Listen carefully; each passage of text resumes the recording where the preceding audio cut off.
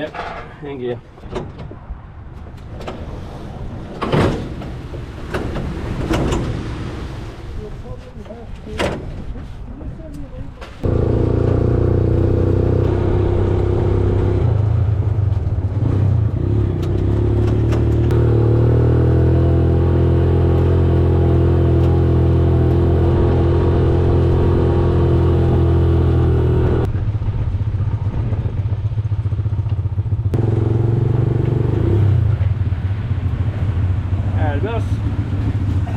Mr. Lang. What's going on? Yeah, it's not so bad, mate. How you going, mate? Yeah, I'm doing pretty good. Thank you kindly. There you go, mate. Thank you. All right, thanks, boys. Okay, take it easy.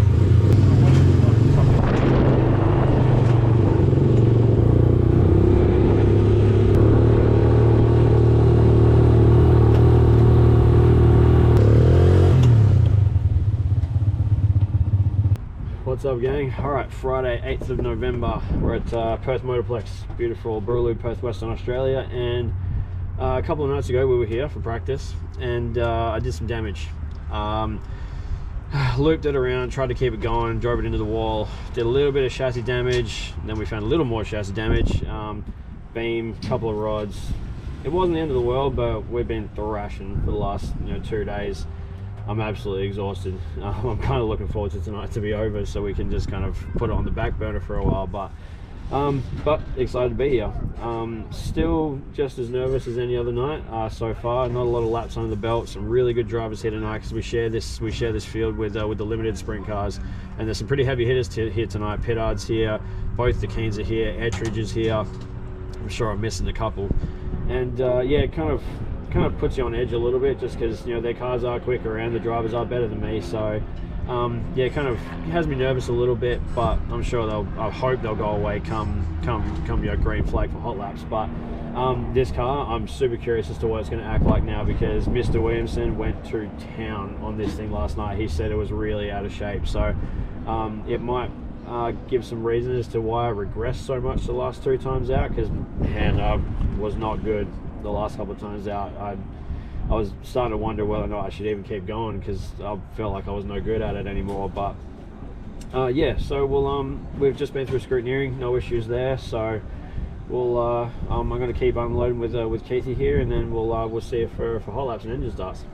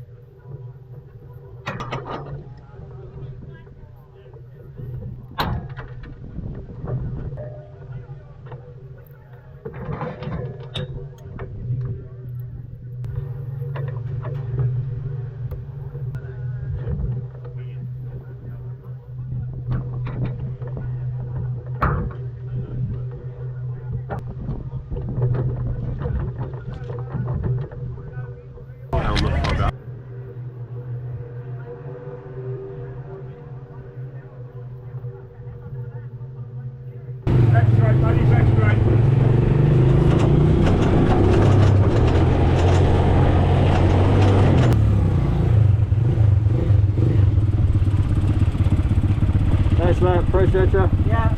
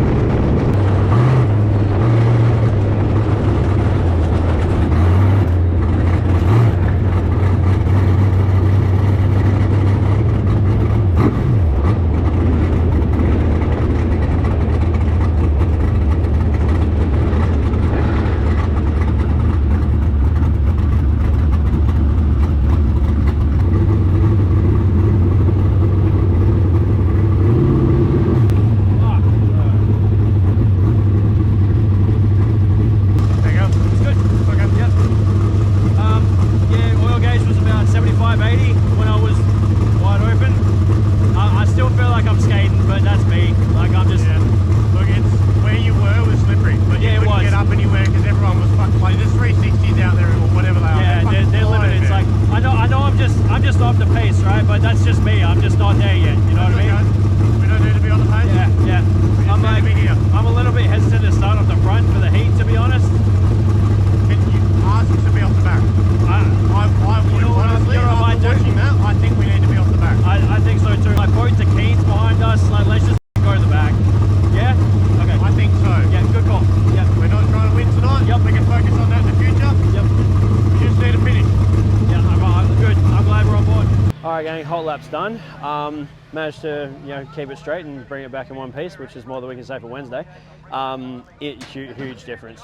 Huge difference. I got to give big love to Mr. Williamson and the Williamson racing team. We were there until 11:30 last night, squaring the car, blocking it up.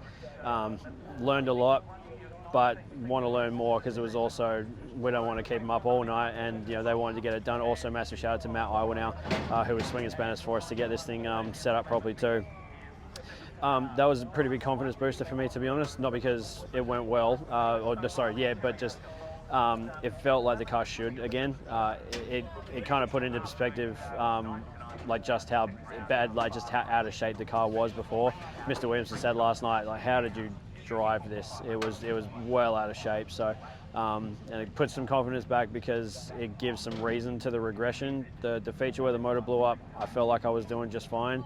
Last two outings, it made me question whether or not I should keep going, because I'm like, how did I get that bad that quickly? So still skating around the greasy parts of the bottom of the track, just wanted to stay out of the way, but just literally just want to finish. So I could find grip a little higher if I was gutsy enough, but at the moment, just feel it out, get it out of the way. I'm not going to be fast out of the gates yet. So now here's where it gets interesting. We got put off the front row for the heat race. We're not doing that. There's some heavy hitters behind us. Mitchie's off the front. No, pardon me, he's behind me. I think Ettridge is in my heat. Both of the Keane brothers are in my heat. So we're just going to the back. So I'll watch them and learn some stuff. And and again, the guys have been going to work here already. We're taking the lines off the injectors after every outing to check for dirt and stuff, because there's still a little bit flying around in there. So just some residual, we think. Car feels really freaking good. Feeling more confident now, and at least now I know that the car's going to turn when I go out the next time. So we'll go off the back for the first heat of the night, and we'll chat to you after.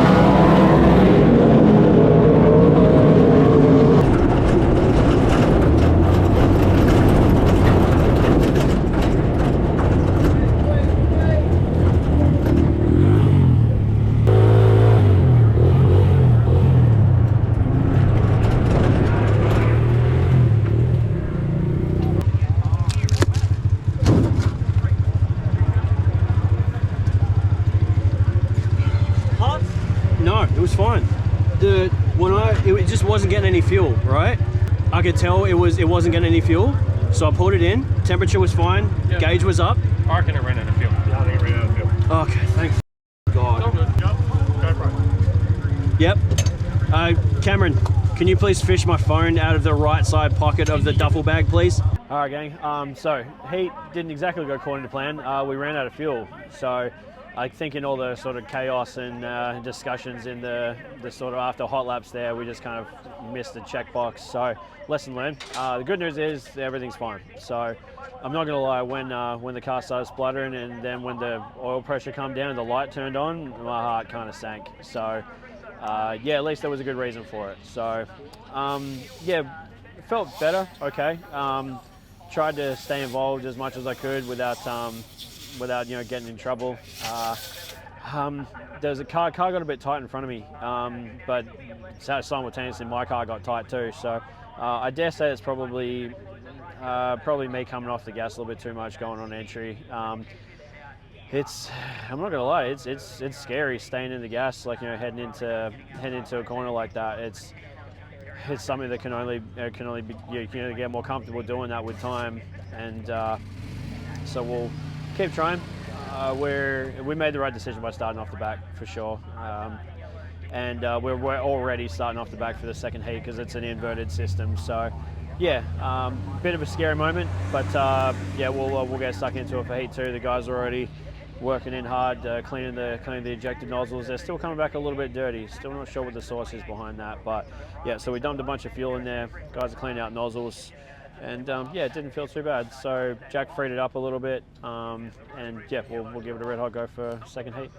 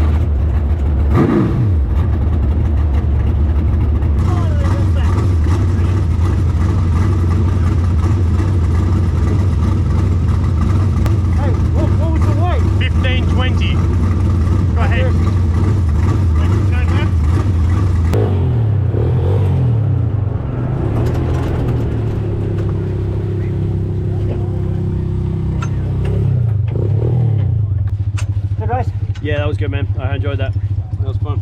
Yo!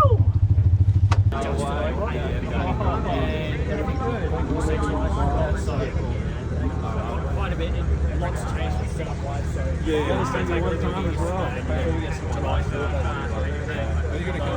Oh, for sure. You're gonna there's just someone going on, like trying to make sure. Hey, Hunter, can you hang here for just 1 second, please? But your name's not on it, but that's it's the same sticker that's on the side of the car there with all the names on it, and yours is on it, but you can have it anyway. Don't put it on anything that's worth anything, because it will hurt. No worries, boss. Thank you very much for coming. Oh, mate, you think that's so cool, man. Thank you so much. Okay, gang. Yeah, back in from Heat 2. That was a lot of fun. There was one corner, I forget where it was in the feature. It was after the restart the car just wouldn't rotate, drifted up towards the wall, and fought it a little bit going back down the straight. Fortunately, the car that I got past before got by me, and then we just kind of had a bit of a close one there, and it was a lot of fun. I'm having a blast. Now, we did have a bit of a setback.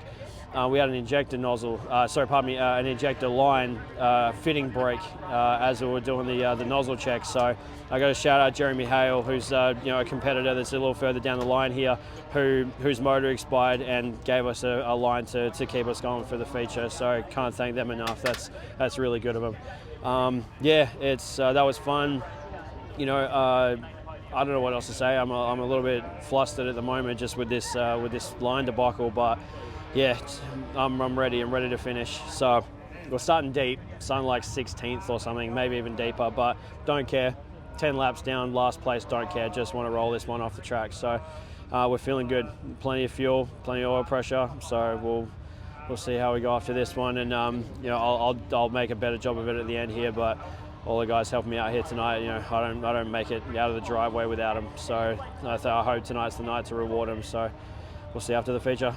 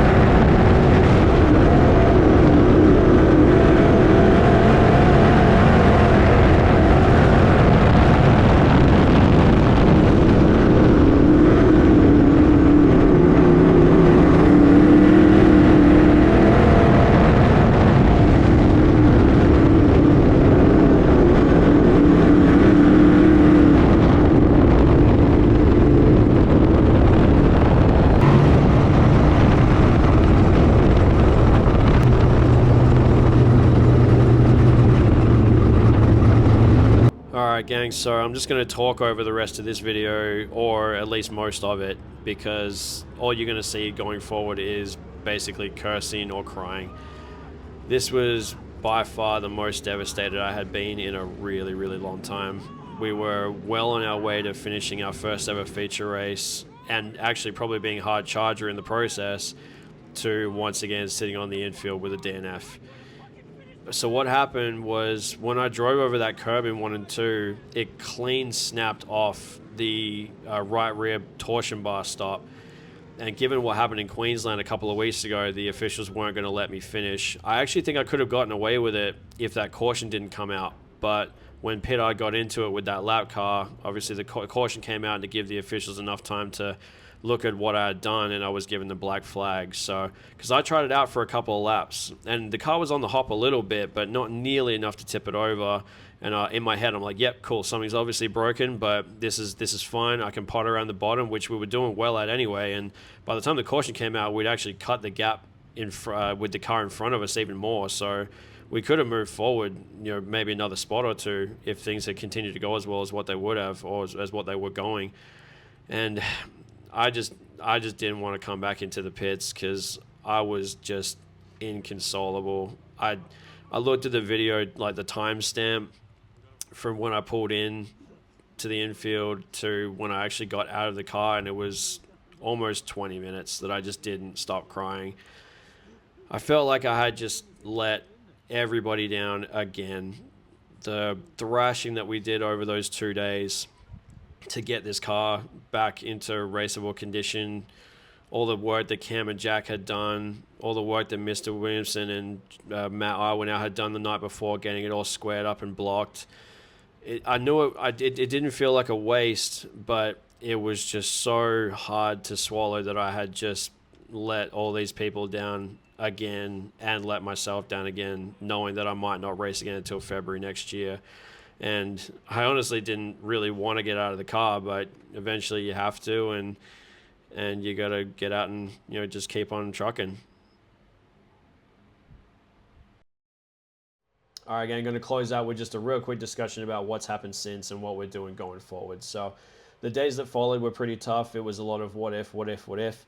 But ultimately, within a couple of days, it was just all-out optimism because the motor is in the best shape that it's ever been. The fuel system is incredible, and we're well and truly poised to actually finish races now. We just need a little bit of luck. So sucks that a dime a dozen part was the reason we didn't get to finish, but for whatever reason, the Speedway gods feel like we have to work a little bit harder. So now, the plan until about yesterday was that we were pretty much done until February next year because the LS1 Club is racing Bunbury next weekend, but given that the business account is bone dry and I have every bill under the sun coming in at one time, just wasn't a good financial decision to go to Bunbury. But then someone reached out to me last night that said, hey, what do you need to go and race Bunbury? So we're in discussions about what they can help us out with, and there's actually a pretty strong possibility that we can go and run Bunbury next week now. So it's not set in stone. I'm not going to announce anything until we're 100% in, but